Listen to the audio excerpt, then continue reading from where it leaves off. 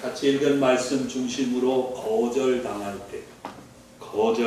때 이런 제목으로 하나님 말씀 전하겠습니다. 거절당해 보신 적 있으시죠? 그죠? 그때 기분이 어떠셨어요? 더럽지요, 뭐. 참 힘듭니다. 심리학자들이 말하는데요, 인간의 뇌가 거절당할 때 겪는 아픔과 또 몸에 상처가 나서 아플 때 그 아픔을 동일한 방식으로 처리한다는 사실이 사실을 밝혔습니다. 말이 꼬였어요. 그러니까 정신적인 아픔과 고통, 그리고 몸의 실제로 육체의 아픔, 이것을 동일한 방식으로 처리한다, 이렇게 심리학자들이 밝힌 거예요. 그래서 이런 마음이 아플 때에 타이레놀 같은 진통제를 복용하잖아요. 그러면 실제로 감정적인 고통이, 정서적인 고통이 일시적으로 경감된다라는 연구 결과가 있습니다. 마음이 아프면 타이레놀을 한번 드셔보는 것도 괜찮아요. 진짜요. 이건 과학적인 연구 결과예요. 뇌가 동일하게 처리를 하니까. 뭘 말해주는 겁니까? 거절당할 때 받는 고통은 실제적으로 존재하는 아픔이라는 거죠.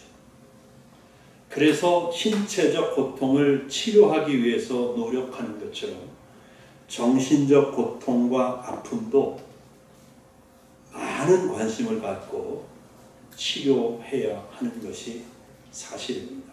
안 그러면 그것이 외상 스트레스라는 말 들어보셨죠? 그게 트라우마로 남아서 그 남은 생애를 계속해서 괴롭힐 수 있다는 거예요. 이 거절당함의 문제가 한두 번 있고 끝나는 게 아니라 평생 따라다니는 문제인 거죠. 우리가 죽을 때까지 언제 어디서 누군가에게로부터 거절당할 수 있습니다. 지금까지도 우리는 살면서 거절당해 봤지만 앞으로도 얼마든지 거절당할 수 있다는 거죠. 거절당할 때 그것을 받아들이는 사람들의 그 민감성이 다 차이가 있지요. 어떤 사람은 쉽게 그냥 넘어가기도 하지만 다른 사람들은 굉장한 고통을 느끼고 분노를 경험한다는 거예요. 심적인 고통을 심하게 겪습니다. 그러나 어쨌든 강약의 차이는 있더라도 누구나 거절당하게 되면 마음이 힘든 겁니다. 고통스럽죠. 아픔이 있기 마련입니다. 문제는 뭐예요? 거절당할 때 어떻게 대처하느냐 하는 거죠. 타이레놀과 같은 진통제를 먹어도 좋지만 그 효과는 일시적이라는 거예요. 결코 근본적인 해결책은 될 수가 없죠. 더욱이 우리는 기독교인입니다. 기독교인들은 삶의 모든 형편과 정황 속에서 하나님의 말씀을 붙들고 사는 사람들이에요. 그죠? 하나님의 은혜를 힘입어 산단 말이죠. 그러므로 거절당할 때의 그 아픔도, 그 고통, 이 문제도 하나님의 말씀을 통해서, 은혜를 통해서 해결하고 이겨낼 수 있다는 생각입니다. 특별히 우리가 예수님을 바라보고 의지하면 넉넉히 그 모든 것들을 이겨낼 수 있는 영적인 힘과 은혜가 우리에게 부어질 줄로 믿습니다. 자, 본문을 보면 예수님께서 예루살렘으로 올라가시려고 하십니다. 여러분 51절 보시기 바랍니다. 승천하실 기약이 차감해 예루살렘을 향하여 올라가시기로 굳게 결심하시고 그랬습니다. 승천하실 기약이 차간다라는 표현은 예수님의 십자가에서의 죽음이 가까웠다는 의미이죠. 왜냐하면 십자가에서 죽으셨다가 부활하셔서 승천하시는 거니까요. 그죠? 그래서 여기 오늘 51절에 굳게 결심하셨다는 이 표현을 읽으면서 저는 예수님께서 당신 앞에 닥칠 그 무지무지한 고통을 예감하고 계시다는 이 사실을 느낄 수가 있습니다. 예수님과 제자들 앞에 사마리아인들이 모여 살고 있는 한 마을이 나타났습니다. 예수님은 제자 중 몇 명을 먼저 보내시면서 그 마을에 들어가서 유숙할 준비를 하게 하셨습니다. 그런데 문제가 생겼습니다. 그 동네 주민들인 사마리아인들이 예수님을 받아들이지 않으려고 한 것입니다. 그 이유는 예수님께서 예루살렘을 향하여 가시고 계셨다는 거죠. 아시는 분은 아시겠지만 예수님 당시에 사마리아 사람들과 유대인들은 서로 적대적인 관계에 있었습니다. 아주 옛날 북이스라엘이 아수르 제국에 의해서 망했을 때 예수님 오시기 전 722년 전까지 거슬러 올라갑니다.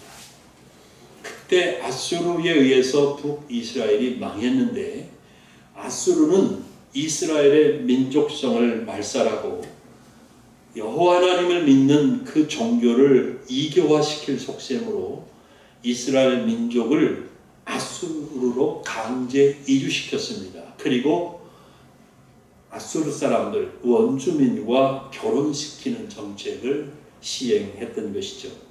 자연히 북이스라엘 백성들은 이방인과 피가 섞였고 여호와 하나님을 섬기는 종교의 순수성도 사라지고 말았던 것입니다. 이제 이들이 후에 이스라엘 땅으로 돌아왔는데 이들이 바로 사마리아인들이었던 것이죠. 나름대로 어렵지만 종교의 순수성을 지켜오던 유대인들이 볼 때 이들은 너무나 못마땅한 것이죠. 유대인들이 생각하기에 사마리아인들은 하나님의 선민으로서 이스라엘의 자존심과 긍지를 더럽혔다. 그렇게 생각했다는 거죠. 유대인들은 그래서 사마리아 사람들이 예루살렘 성전에 들어오지도 못하고 있어요. 수룹바벨이 이제 돌아와서 성전을 재건하려고 할 때 이 사마리아 사람들도 우리도 갈게 그랬는데 단호하게 거절했었습니다. 그래서 사마리아 사람들은 이제 자기들 나름대로 따로 성전을 세우고 예배를 드렸던 거거든요. 자, 이렇게 되면서 유대인과 사마리아인들은 서로 원수가 되고 말았다는 것입니다. 전후 사정이 이렇다 보니 사마리아인들이 예루살렘으로 가고 있는 예수님과 제자들 일행을 받아들여주지 않았던 겁니다.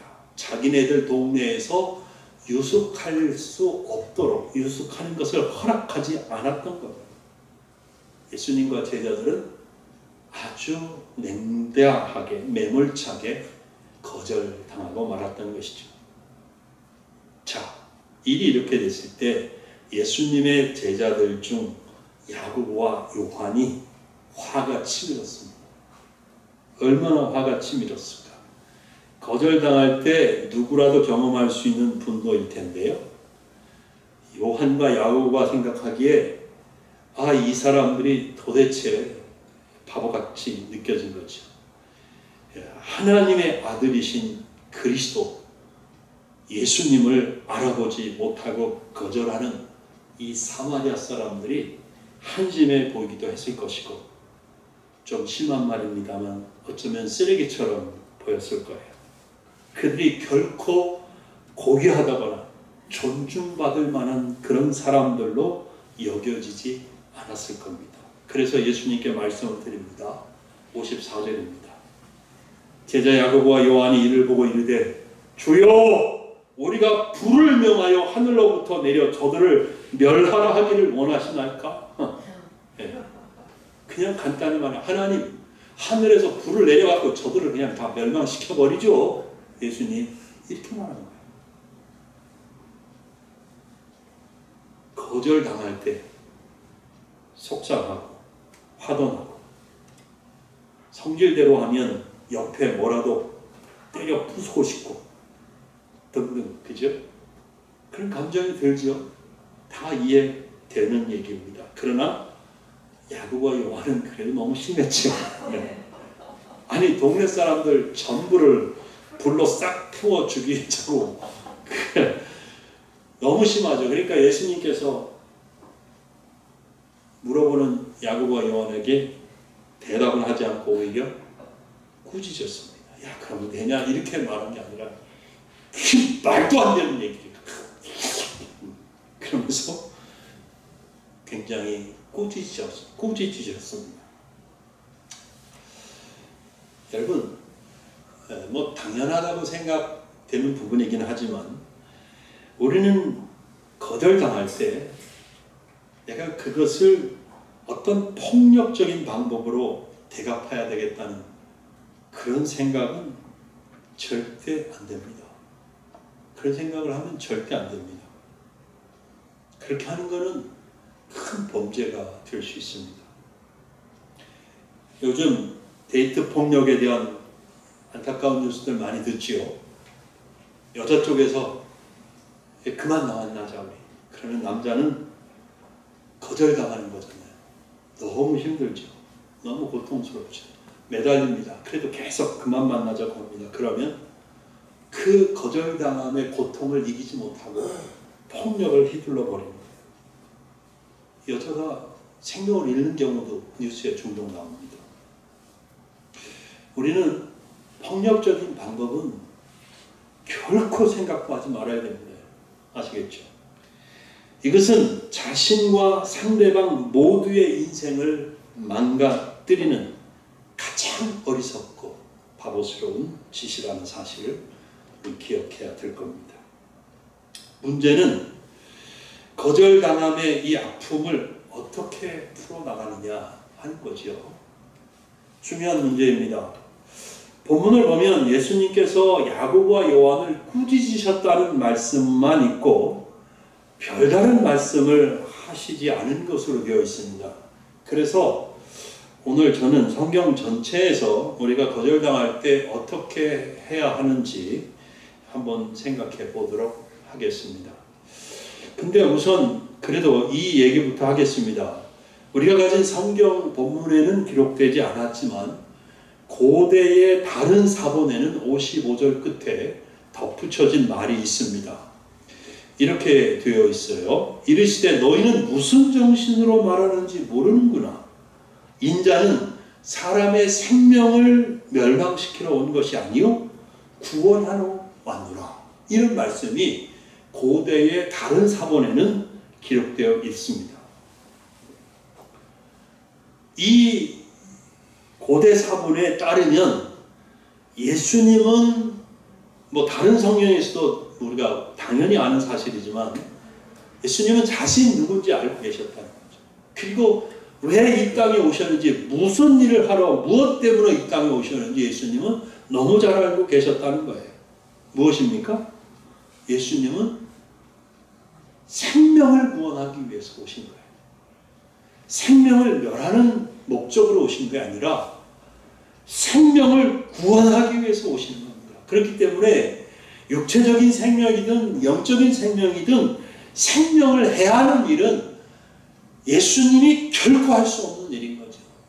상상도 할 수 없는 일이었다는 겁니다. 우리는 누구입니까? 우리는 기독교인입니다. 기독이 무슨 의미입니까? 예수님이라는 말이에요. 유일하신 그리스도라는 말이에요. 기독교인인 우리는 예수 그리스도의 제자입니다. 그죠? 그리고 이 땅에 살고 있는 동안 사실은 작은 예수로서의 삶을 사는 사람들이라는 사실이에요. 기억하셔야 합니다. 그러므로 우리도 예수님처럼 사람들에게 하나님의 사랑을 보여주고 또 복음을 전하고 이렇게 살아야 되는 사람들인 거죠. 민족, 종교, 문화, 신분을 막론하고 그 어떤 사람이든지 그들은 하나님의 형상을 따라 지음을 받은 고귀한 존재들이라는 사실을 기억해야 합니다. 우리는 그들의 영혼과 삶이 구원받기를 간절히 원해야 하고 그것을 위해서 기도해야 하고 그렇게 될 수 있도록 그들에게 예수님의 사랑 복음을 전해야 한다는 사실.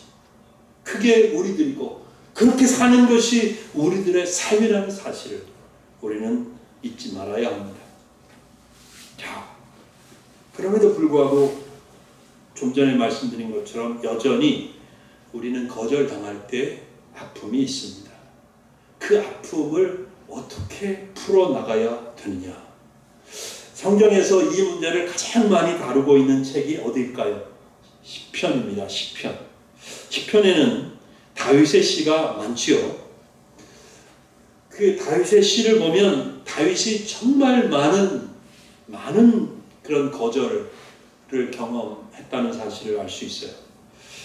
그 다윗처럼 그래서 거절을 많이 당하고 그 거절에 쓰라린 고통을 당한 사람이 흔치 않다라는 생각도 해봅니다.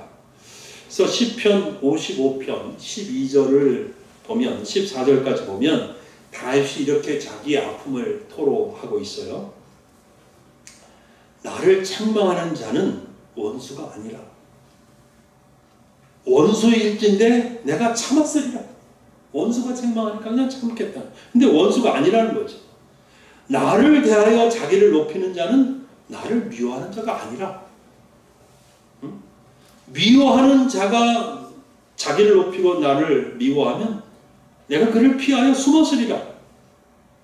근데 누가 다윗을 책망하고 누가 다윗을 미워합니까? 다윗이 말합니다. 그는 곧 너로다. 나의 동료, 나의 친구, 나의 가까운 친구로다. 우리가 같이 재미있게 의논하며 무리와 함께하여 하나님의 집 안에서 다녔도다. 자, 요즘 우리말로 다시 이 말 번역하면 무슨 말이에요? 같은 교회 다닌 거예요. 같이 청년부 활동도 하고 여전대 남전대 활동도 한 거예요. 같이 하나님의 일을 의논했어요. 같이 예배드렸어요. 같이 무릎 맞대고 기도했어요. 같이 주님 안에서 즐겁게 교제했어요. 그런데 어느 날 배신을 때리는 거예요. 어느 날 책망하고 어느 날 미워하고 어느 날 모함하고 어느 날 거절하고 이 거절과 배신의 아픔을 당하면서 다윗은 어떻게 했을까요? 바로 15절 지나서 바로 55절 시편 55편 16절 보면 다윗이 이렇게 말합니다. 나는 하나님께 부르짖으리니 여호와께서 나를 구원하시리로다. 아멘. 또 다른 시편을 보면 다윗은 주로 하나님께 호소합니다. 시편 13편 4절에 다윗이 하나님께 이렇게 호소합니다. 두렵건대 나의 원수가 이르기를 내가 그를 이겼다 할까 하오며 내가 흔들릴 때 나의 대적들이 기뻐할까나이다. 다윗은 바로 뒤이어 5절 6절에서 이렇게 말합니다. 나는 오직 주의 사랑을 의지하였사오니 나의 마음은 주의 구원을 기뻐하리이다. 내가 여호와를 찬송하리니 이는 주께서 내게 은덕을 베푸심이다. 아멘.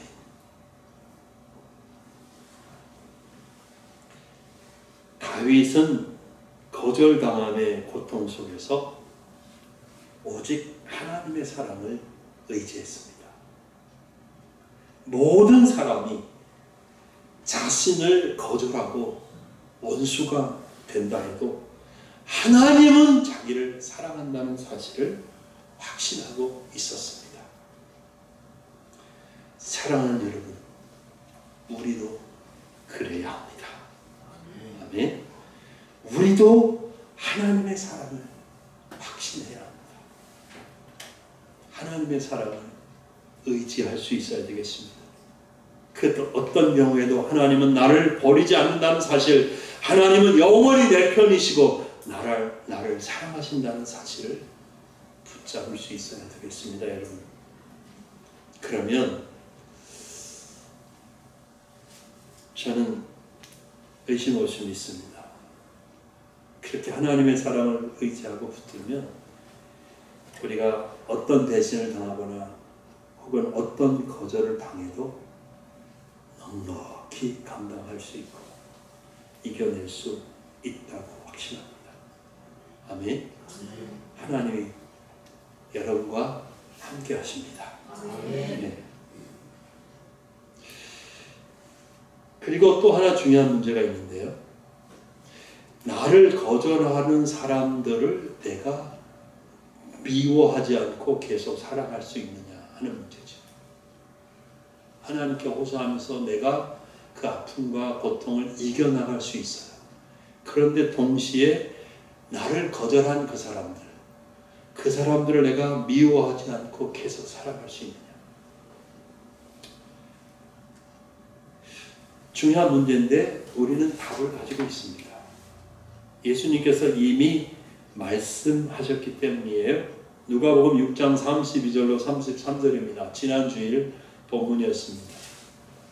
예수님 이렇게 말씀하셨어요. 다시 한번 상기해 보세요. 너희가 만일 너희를 사랑하는 자만을 사랑하면 칭찬받을 것이 무엇이냐. 죄인들도 사랑하는 자는 사랑하느니라. 너희가 만일 선대하는 자만을 선대하면 칭찬받을 것이 무엇이냐. 죄인들도 이렇게 하느니라. 사실 지난주에도 얘기했지만 또 말씀드립니다. 사실 나를 거절하고 미워하는 자를 사랑하고 착하게 대해주는 것은 쉽지 않죠. 예수님은 하나님이 인자하신 같이 우리도 자비로운 자가 되어야 한다고 말씀하시지만 그래도 하나님의 자비를 안다 해도 나를 거절하는 사람까지 내가 사랑하고 용납하는 것은, 그리고 그 사람에게 잘해주는 것은 쉽지 않습니다. 중요한 건 뭐냐면 내가 이 하나님의 사랑, 하나님의 자비로우심을 경험해야 돼요. 경험해야 된다. 나 같은 죄인을 버리지 않고 변함없이 사랑해 주시는 하나님의 그 큰 사랑, 그 진짜 사랑을 여러분이 진짜 경험해야 돼요. 진하게 경험해야 돼요. 그렇지 않으면 복수하고 싶습니다. 사랑하고 싶지 않아요. 진짜 복수하고 싶어져요. 하나님의 사랑을 정말 진하게 경험하지 않으면 나를 거절하고 배신하는 사람들 솔직히 저주하고 싶지. 너 잘되라 보면서 안 되기를 바라는 마음이 크기가 쉽지. 정말로 그 영혼들을 위해서 기도하는 거 쉽지 않아요. 하나님의 진짜 사랑을 맛보실 수 있기를 예수님의 이름으로 축원합니다. 네. 진짜예요. 그냥 하나님이 사랑한다고 하니까 사랑하나 보다 이거 갖고는 안 돼요. 아유 맨날 설교 들으면 하나님이 나를 사랑하신다는데 잘 모르겠어. 그래도 그냥 오는 거야. 이래 갖고는 안 된다니까요. 진짜 하나님의 그 깊고 넓고 정말 그 진짜 사랑, 그 놀라운 사랑을 경험하셔요. 가르쳐달라고 하세요. 그 사랑을 알려달라고 기도하세요. 그 사랑을 경험하고 싶다고 매달리셔요. 그 사랑을 알기 전까지는 결코 거절당함의 그 아픔을 이겨낼 수가 없어요.